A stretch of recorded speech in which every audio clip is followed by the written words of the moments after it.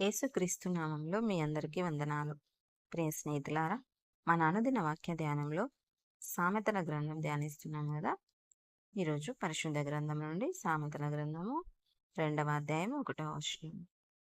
నా కుమారుడా, నీవు నా మాటలను అంగీకరించి నా ఆజ్ఞలను నీ యొద్ద దాచుకొని ఎడల, జ్ఞానమునకు నీ చెవియొగ్గి హృదయపూర్వకముగా వివేచనను అభ్యసించిన ఎడల, తెలివికై మొరపెట్టిన ఎడల, వివేచనకై మనవి చేసిన ఎడల, వెండిని వెదికినట్లు దాన్ని వెదికిన ఎడల, దాచబడిన ధనమును వెదికినట్లు దాన్ని వెదికిన ఎడల, యెహోవా యందు భయభక్తులు కలిగి ఉండుట ఎట్టిదో నీవు గ్రహించెదవు.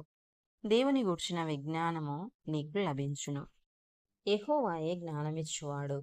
తెలివియు వివేచనయు ఆయన నోట నుండి వచ్చును. ఆయన యథార్థవంతులను వర్ధిల్లజేయును. యుక్త మార్గము తప్పక నడుచుకుని వారికి ఆయన కేడెముగానున్నాడు. న్యాయము తప్పిపోకుండా ఆయన కనిపెట్టును. తన భక్తుల ప్రవర్తనను ఆయన కాచును. అప్పుడు నీతి న్యాయములను, యథార్థతను, ప్రతి సన్మార్గమును నీవు తెలుసుకుందువు. జ్ఞానము నీ హృదయమును జొచ్చును. తెలివి నీకు మనోహరముగా నుండును. బుద్ధి నిన్ను కాపాడును. వివేచన నీకు కావలి కాయును. అది దుష్టుల మార్గము నుండి, మూర్ఖముగా మాట్లాడు వారి చేతిలో నుండి నిన్ను రక్షించును. అట్టివారు చీకటి త్రోవలలో నడవలనని యథార్థ మార్గములను విడిచిపెట్టెదరు. కీడు చేయ సంతోషించుదురు. అతి మూర్ఖుల ప్రవర్తన యందు ఉల్లసించుదురు. వారు నడుచుకొను త్రోవలు వంకరవి. వారు కుటిల వర్తనులు.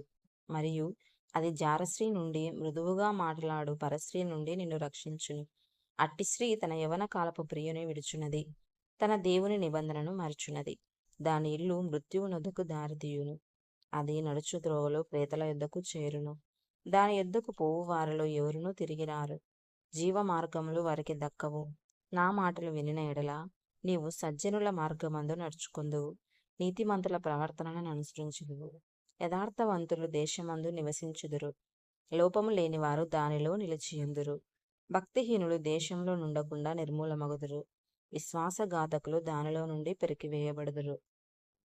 ఈ విధంగా స్నేహితులారా, ప్రతిదినము పరిశుద్ధ గ్రంథం ధ్యానించడం వల్ల మన జీవితంలో కావలసినటువంటి ఎంతో అవసరమైనటువంటి జ్ఞానము దేవుడు మనకిస్తాడు.